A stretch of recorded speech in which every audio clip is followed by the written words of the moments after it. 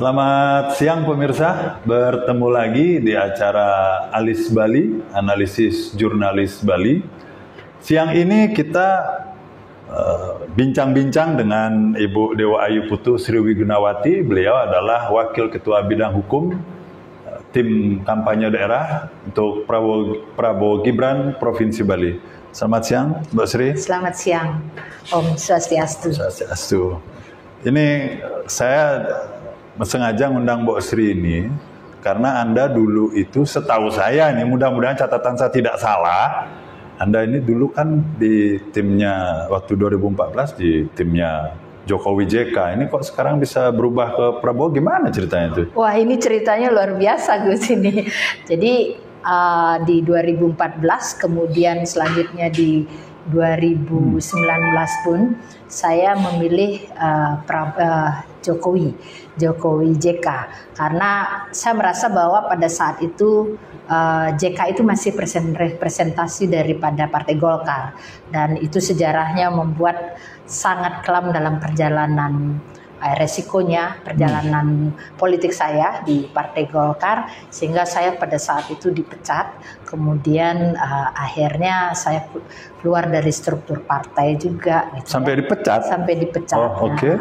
Sehingga saya melihat bahwa pada saat itu memang pilihan saya jatuh kepada Jokowi JK gitu ya, karena saya melihat tidak ujug-ujug untuk memilih figur pada saat itu, tetapi kita memang memahami terlebih dahulu bagaimana visi dan misi dari Jokowi pada saat itu, sehingga saya memilih Jokowi. Dan ditambah lagi pada saat itu adalah ada JK-nya di 2014 itu, karena JK sekali lagi adalah representasi dari Partai Golkar yang masih Dewan Pembina pada saat itu di Partai Golkar. Nah, oleh karena itulah saya menentukan pilihan untuk memilih Jokowi JK, walaupun pada saat itu Partai Golkar itu sebagai partai pengusung daripada Prabowo. Ya. Dan akhirnya konsekuensinya ya itu saya dipecat, kemudian saya masuk di tim pemenangan daerah Jokowi JK pada saat itu. Nah, itu sudah 10 tahun lalu ya. Lalu sekarang Mbak Sri ini dalam posisi justru mendukung Prabowo yang 10 tahun lalu itu posisi Anda berseberangan sama dia. Apalagi sekarang nih bajunya kayaknya biru-biru nih ya. Iya. Ini sengaja milih baju warna ini atau nggak sengaja nih bajunya warna biru? Saya begitu dapat kontak dari Gus untuk akan wawancara dengan tema untuk wawancara tentang Pilpres. Akhirnya saya cari-cari, saya ada baju warna biru karena pernah saya pakai juga pada saat kemarin kita konsolidasi di Hotel Haston untuk Prabowo Gibran gitu ya. Jadi akhirnya saya udah punya. Udah punya syukur bajunya ya. Bisa siap untuk podcast hari ini ya. Oke Mbak Sri, sekarang kita karena masih Pilpres dan Anda dalam posisi sebagai tim kampanye daerah ya. Kami itu punya data ya bahwa kemarin itu banyak aksi-aksi mahasiswa yang dalam hal ini kembali mempersoalkan sosok Prabowo itu ya. Ya tentunya kita akan bicara HAM gitu. Lantas kesannya kok dalam hal ini Golkar hanya melihat dari perspektif kekuasaan aja ya, tidak melihat perspektif bahwa memang sosok ini layak dipertanyakan gitu misalnya. Menurut Anda gimana sebagai tim kampanye daerah? Itu pertanyaan yang dulu yang memang menjadi PR bagi saya ketika dulu saya juga tidak menjatuhkan pilihan ke Pak Prabowo. Ya, sehingga saya memilih kepada Jokowi pada saat itu. Ini pertanyaan. Tetapi kesininya gitu ya, saya mencoba untuk membuka lagi bagaimana sih sebenarnya seorang Prabowo itu. Saya melihat rekam jejaknya. Kemudian saya juga menganalisa ketika orang berbincang persoalan tentang hak asasi yang dilanggar oleh Pak Prabowo dengan kasus-kasus penculikan pada saat itu ya 98. Saya secara logika saja membuat satu asumsi dalam diri saya untuk menjatuhkan pilihan saya kepada Pak Prabowo adalah ketika beliau maju pada tahun 2014. Kemudian itu kan berpaket beliau juga pada saat itu. Kemudian pernah berpaket dengan juga Ibu Megawati 2009 itu. Kenapa persoalan ini tidak bisa dituntaskan sebelum beliau bisa menjadi seorang calon? kandidat jadi Pilpres ya. Pilpres gitu. Kenapa selalu pertanyaannya hanya muncul pada saat beliau dicalonkan? Kalau memang bersalah seharusnya dilakukan loh yang namanya peradilan HAM ataukah apa gitu ya, seorang bersalah. Jadi saya berpikirnya karena kita juga seorang hukum, jadi orang yang berkecimpung di dalam dunia hukum. Jadi hal ini tidak boleh dibiarkan kalau memang dia nyata-nyata bersalah dalam Tapi proses. Ini mahasiswa loh yang mempersoalkan. Nah, itu yang menjadi kita coba berpikir secara jernih. Jangan hanya ini adalah sikap yang selalu diambil di saat perhelatan saja. Ketika beliau tidak menjabat, kan masih ada waktu. Masih ada waktu yang banyak dari untuk 2014 itu ya, sampai 2019 ya. 19 sampai sekarang 2024 ini. Kan ada waktu, seharusnya proses-proses ini bisa dilaksanakan kan.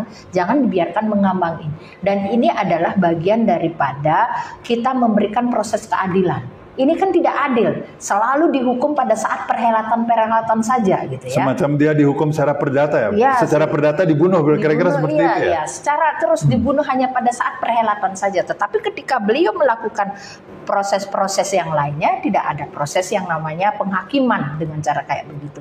Kemudian saya melihat beliau itu kan dulu adalah seorang tentara yang kita tahu bagaimana komando yang dilakukan oleh di dalam KOP tentara itu ya.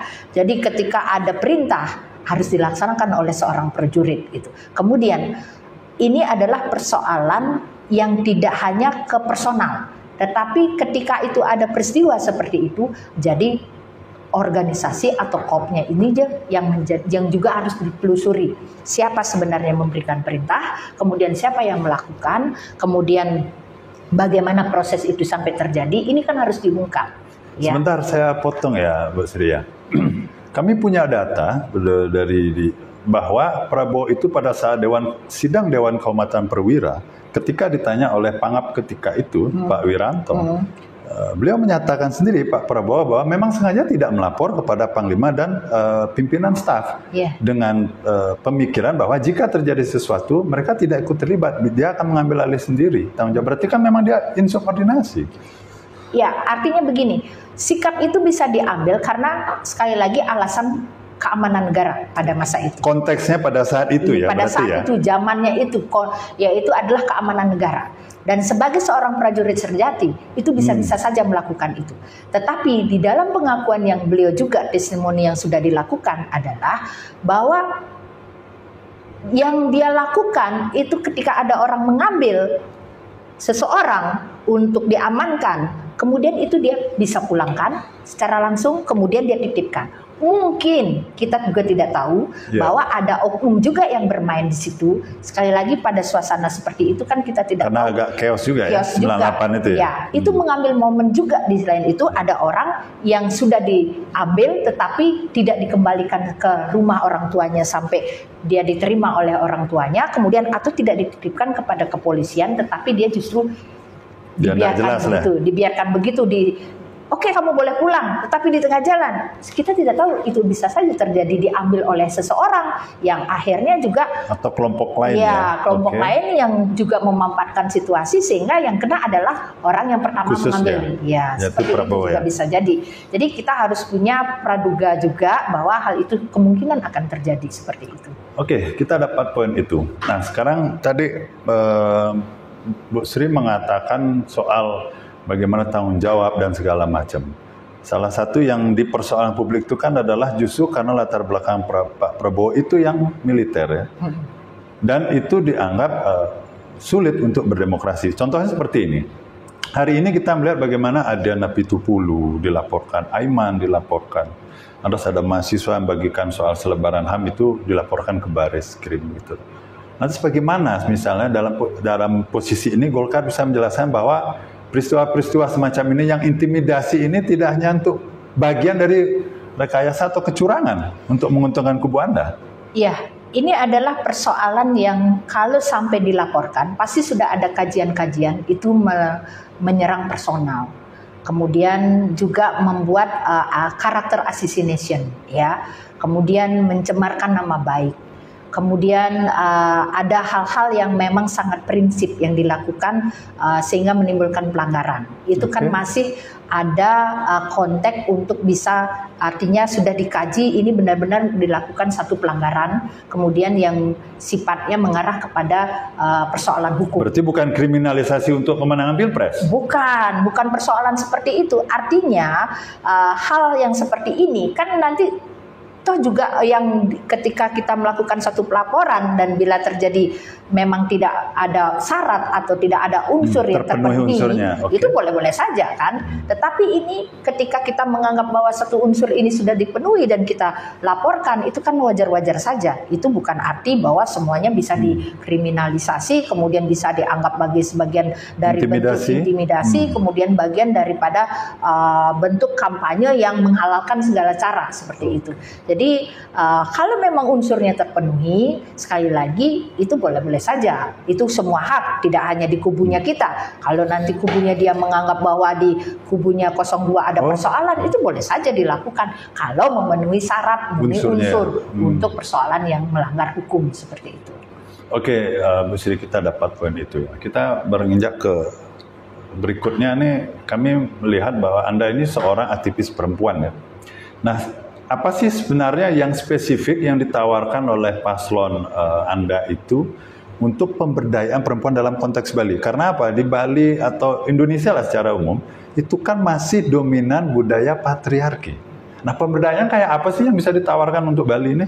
Ya, kita melihat bahwa memang selama ini yang paling seksi dan populer yang dilakukan oleh siapapun sebagai pemenang di dalam pemilu ini adalah selalu melakukan yang namanya pembangunan di bidang infrastruktur.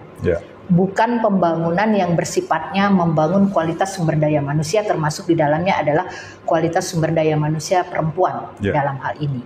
Nah, dalam konteks ini kami meyakini bahwa ketika paslon 02 Prabowo Gibran ini terpilih, kita akan melakukan yang namanya pembangunan secara keseimbangan. Tidak hanya mengejar pembangunan yang sifatnya yang kalau kampanye itu pasti yang populer adalah bagaimana kita membangun jalan, kemudian membangun gedung-gedung. Tetapi ketika bangunan gedung-gedung ini telah ada dan tidak diisi oleh sumber daya manusia yang berkualitas, maka akan segera rapuh. Konkretnya kayak apa itu yang ditawarkan untuk di Bali misalnya? Iya, di Bali ini sekali lagi kita tidak hanya berbicara dalam skup Bali, kita berbicara secara nasional. Jadi Bali ini tidak hanya merupakan objek di dalam pembangunan ini, tetapi juga subjek, dan termasuk di dalamnya adalah orang-orang yang ada di Bali. Siapa orang-orangnya? Itu ya perempuan dan laki-laki. Jadi perempuan ini harus juga ikut terlibat di dalam pembangunan ini. Kemudian sekali lagi dengungan yang kita sampaikan kemarin dengan teman-teman aktivis adalah keterlibatan perempuan di semua bidang, baik itu bidang politik, bidang sosial budaya, gitu ya, kemudian juga di eksekutif, gitu ya, eksekutif. Jadi jangan mendikotomi persoalan ketika bahwa perempuan itu harus hanya dapatnya sekian persen, tetapi kita melihat kualitas perempuan kalau memang sudah memenuhi syarat untuk duduk di eksekutif, itu harus diperhatikan. Kita kembalikan lagi, misalnya perempuan itu tidak mesti harus menjadi kepala dinas pemberdayaan perempuan, enggak. Perempuan itu bisa menjadi kepala Bapeda, ya, karena dia juga mengerti dengan apa yang namanya konsep pembangunan, pembagian daripada anggaran-anggaran seperti itu. Itu jangan dipotong-potong sektor-sektor seperti itu. Kemarin saya juga sangat prihatin, itu Kepala Dinas Pemberdayaan Perempuan itu digabung menjadi Kepala Dinas Sosial Pemberdayaan Perempuan, dan itu dijabat oleh seorang laki-laki. Yang berapa kamar digabung jadi satu? Terus bagaimana kita mendapatkan anggaran, karena di sini ada bawa ke sosial. Ya kalau anggarannya ditambah, kalau enggak itu dua kamar digabung jadi satu, bagaimana sesetnya di situ? Artinya Anda ingin mengatakan bahwa jika Prabowo Gibran itu menang, hal-hal yang mungkin terlihat remeh-temeh itu akan diberdayakan. Ya, kita akan menyampaikan seperti itu, dan sebagai satu masukan, kalau memang khusus ingin menciptakan pemberdayaan perempuan, itu alokasinya dana harus ada juga di situ. Kemudian dinas-dinas yang bekerja untuk pemberdayaan perempuan ini juga dialokasikan, termasuk terhadap anak-anak. gitu ya, alokasi di sana kan dulu ada pemberdayaan perempuan dan anak. Gitu. Itu harus benar-benar menjadi satu poin yang memang harus benar-benar diberlakukan perhatian serius. Gitu. Oke, kita dapat poin itu. Masih terkait perempuan. Di daerah itu kayak misalnya di Bali ya, itu kan ada PKK ya, tim penggerak PKK yang dalam hal ini itu ada salah satu program mereka adalah mencegah stunting. Pada saat yang sama, Prabowo Gibran itu ada program bagi susu untuk mencegah stunting, ya kan? Gimana Golkar bisa menjelaskan bahwa kedua program ini tidak akan tumpang tindih dalam praktiknya? Kenapa bisa tumpang tindih? Itu kan bisa disinergikan. Kalau memang sudah PKK yang mengambil hal seperti itu, kita bisa lagi maksimalkan peran PKK, menambah anggarannya lagi. Kemudian Posyandu lagi diberdayakan dengan baik. Jangan sampai saya ingat pidatonya Pak Jokowi ketika ingin mencegah stunting, ada sekian miliar yang dana dialokasikan, tetapi karena urusan administrasi dan birokrasi akhirnya nyampe kepada orang yang melakukan pembinaan stunting itu hanya uang waktu recehnya. Itu dikasih analogi dari 10M itu cuma 3M yang dibelikan telur, susu dan segala macam. Makanya tidak akan bisa selesai persoalan stunting itu. Jadi benar-benar ketika semua bersinergi, tidak hanya PKK saja, justru dinas kesehatan juga, kemudian tokoh-tokoh masyarakat yang ada di paling bawah, grassroots, itu juga dioptimalkan untuk membantu program ini. Ini kan dananya luar biasa. Ketika ini dialokasikan dan dikumpulkan nambah, jadi apa yang dikhawatirkan oleh Pak Jokowi itu tidak akan terjadi lagi. Gitu. Oke, kita dapat poin itu ya. Sekarang balik lagi ke Pak Prabowo. Kalau yang menjadi salah satu jualan atau isu itu, lihatlah pemimpin itu dari rekam jejak ya. Nah hari ini yang kita lihat tuh Pak Prabowo itu kan rekam jejaknya sempit, hanya sebatas di militer. Kita bandingkan misalnya dengan Mas Ganjar ya. Dia pernah di legislatif, jadi eksekutif 10 tahun. Atau mungkin Pak Mahfud, yang dalam ini pernah di legislatif, sekarang eksekutif, pernah di yudikatif, karena beliau ketua MK. Lalu apa kelebihannya seorang Prabowo itu sampai seorang Sri Wigunawati yang dulu Jokowi sekarang harus bela mati-matian? Ini salahnya Pak Prabowo. Karena Pak Prabowo tidak latar belakang politisi. Kalau seorang politisi memberi tangan kanan, tangan kiri itu harus kelihatan. Oke. Ya, dan Pak Prabowo nggak lakukan itu. Ketika dia menjadi seorang tentara, yang hanya terekspos adalah jiwa tentaranya, jiwa satrianya, jiwa kerasnya, yang justru kadang-kadang dibilang emosi. Temperamen. Okay. Tetapi di balik itu semua, saya sudah membaca betul dan saya melihat rekam jejaknya, saya pelajari betul, ternyata di balik itu dia punya jiwa kemanusiaan yang luar biasa. Konkretnya apa? Konkretnya, peristiwa TKW yang terjadi di Malaysia. Oke. Ya. 2000 berapa? 2020 ya?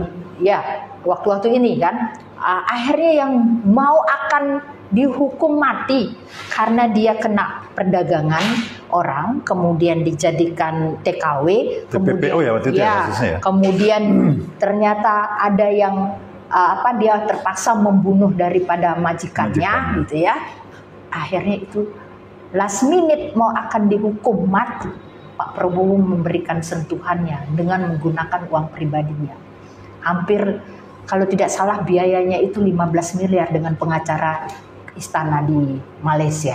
Dan itu personal ya? Personal, tidak menggunakan uang pribadi gitu ya. Tidak bukan uang negara? Tidak menggunakan uang negara, maaf, tidak menggunakan uang negara tetapi menggunakan uang pribadi.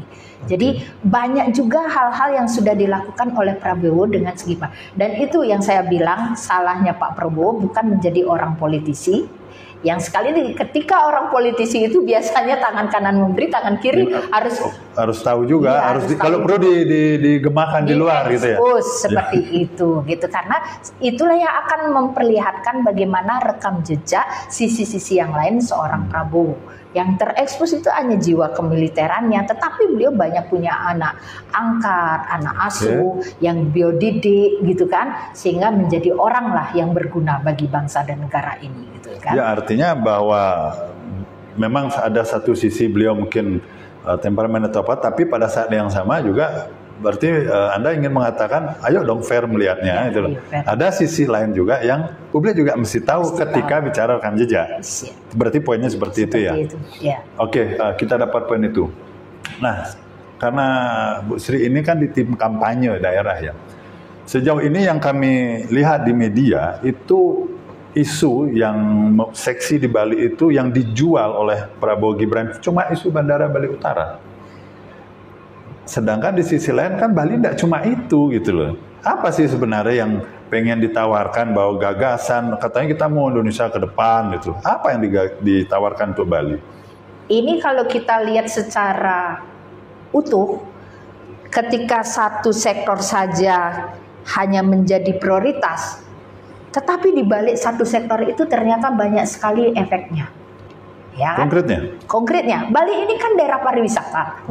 Ketika bisa mengurai yang namanya kemacetan, ketika bisa mengurai yang namanya infrastruktur dengan baik di Bali ini, maka pariwisata ini, wisatawan ini yang datang ke Bali akan merasa nyaman, kemudian ingin kembali lagi ke Bali.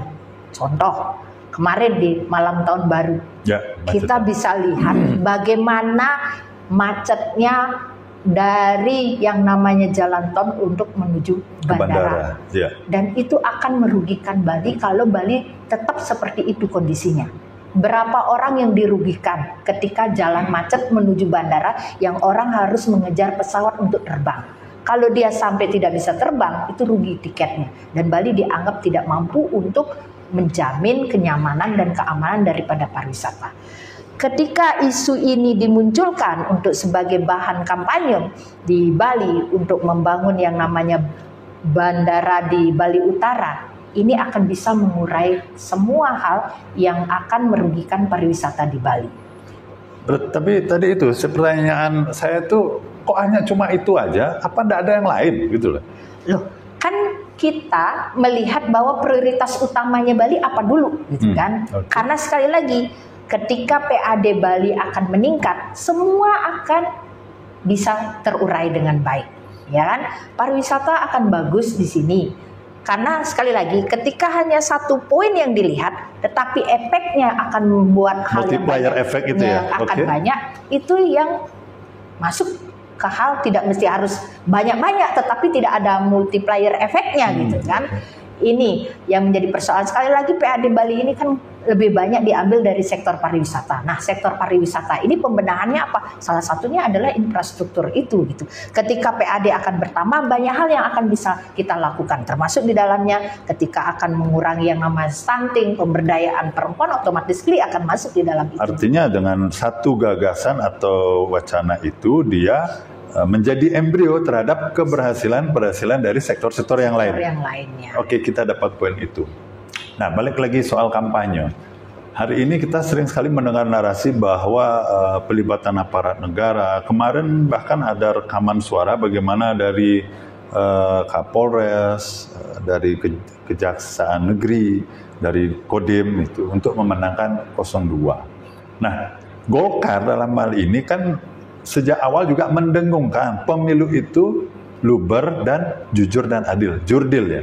Gimana lantas bisa Golkar melihat persoalan di satu sisi pengennya jurdil, tapi di sisi lain ada kecurangan yang menguntungkan paslon Anda? Ini kan belum mulai kita kampanyenya. Artinya belum mulai pemilihannya. Pemilihan tanggal 14 Februari 2024. Di mana kita bisa melihat bahwa itu kecurangan sudah terjadi?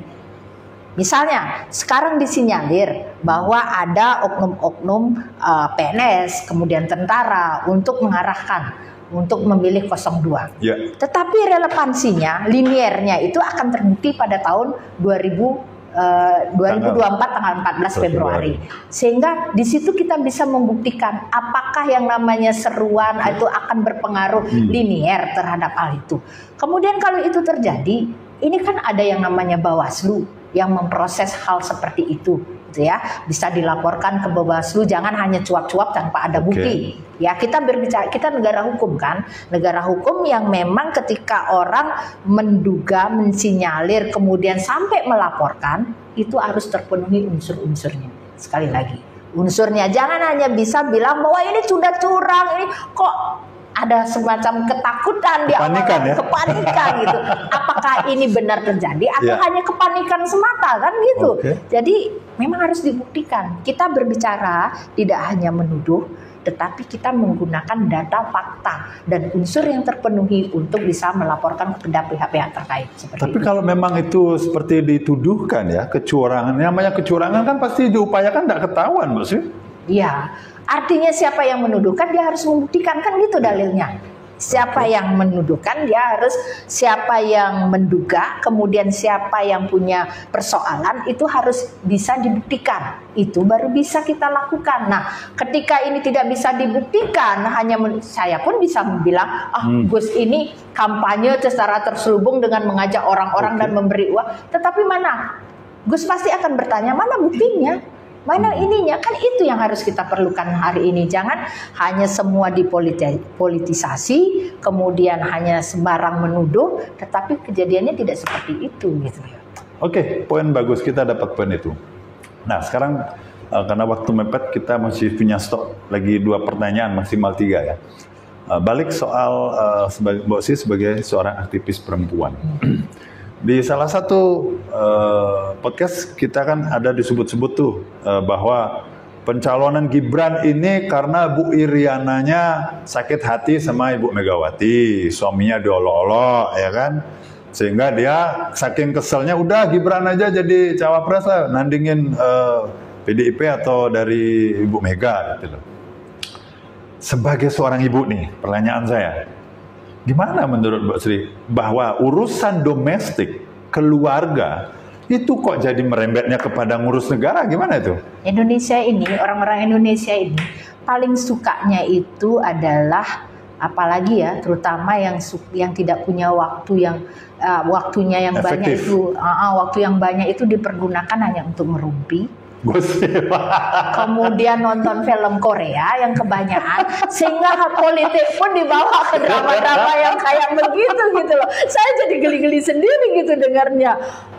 Kok bisa ya seperti itu, membuat yang namanya drama sehingga menyamai, ingin membuat rating sama seperti drama Korea gitu kan. Saya pikir itu nggak ada lah seperti itu gitu ya kan, nggak sampai lah seperti itu gitu kan, sehingga Ibu Iriana akhirnya itu kan merasa gerah juga dengan cerita itu, sehingga beliau sampai memberikan klarifikasi kan, dibuat seperti itu gitu kan. Ini menurut Mbak Sri sebagai tim kampanye Prabowo Gibran itu hanya sebatas gimmick untuk karakter assassination saja? Iya betul, makanya saya bilang ini kebanyakan waktu untuk pakai ngerumpi, kemudian nonton bergibah, kemudian nonton drama Korea. Nggak ada bahan. Artinya politik dibikin kayak drakor ya, kayak Pak Jokowi bilang itu ya. Makanya saya juga jadi geli-geli, nggak ada yang lain yang lebih masuk akal lah gitu kan. Kok lucu-lucuan jadinya gitu ya, nggak apa-apa lah dipakai bahan lucu-lucuan agar tidak terlalu ini bahan lucu-lucuan nanti. Agar tidak terlalu tegang banget gitu, boleh lah. Jadi kalau levelnya saya, kemudian mungkin ada teman-teman politisi yang lainnya juga pasti akan ketawa-ketawa juga gitu loh. Oke Mbak Sri, kita dapat poin itu sambil diminum dulu. Oke, siap.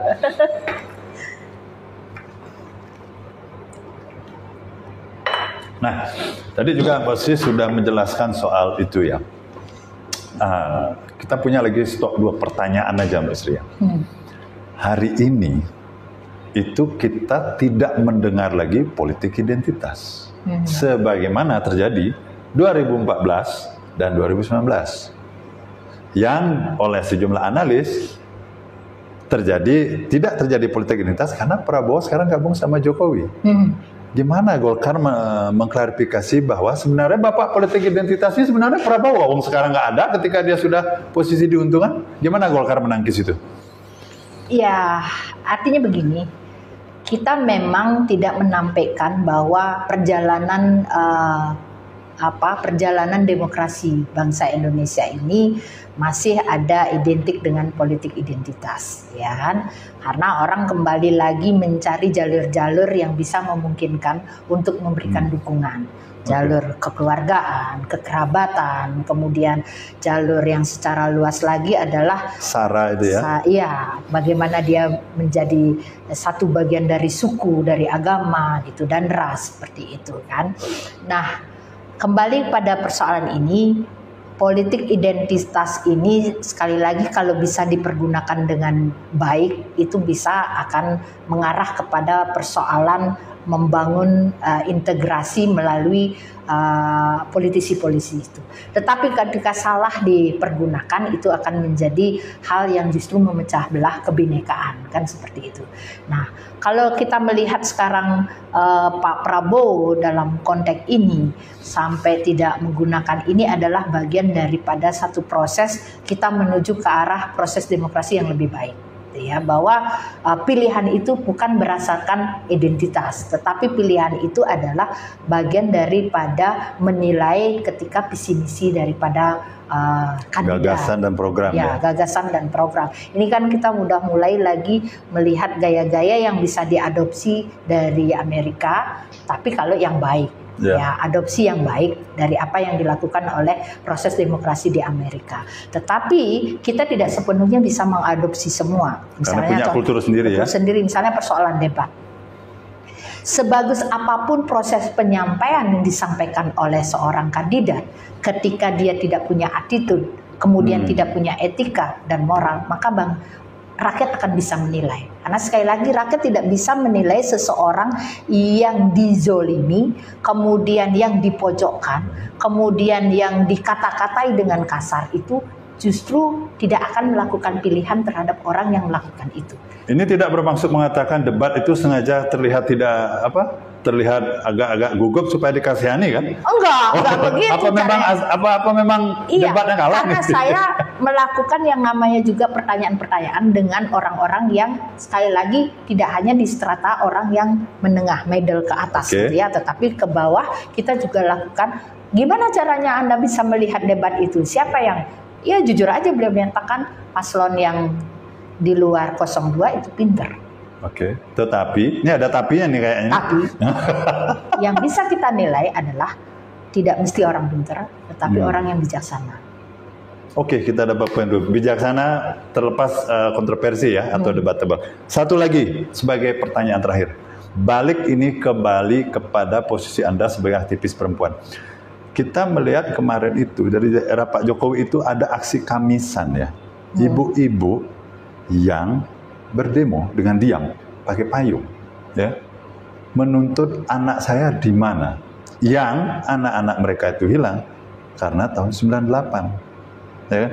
Sebagai seorang ibu, bagaimana Anda bisa menjelaskan penderitaan ibu-ibu itu dan pada hari ini Anda posisinya mendukung kandidat yang disorot oleh ibu-ibu aksi Kamisan sebagai closing statement? Iya, kalau sekali lagi di awal saya juga sudah sampaikan, ketika ini prosesnya terjadi dan ini kita sudah memiliki berapa kali pergantian presiden, kenapa tidak lakukan dalam proses-proses itu?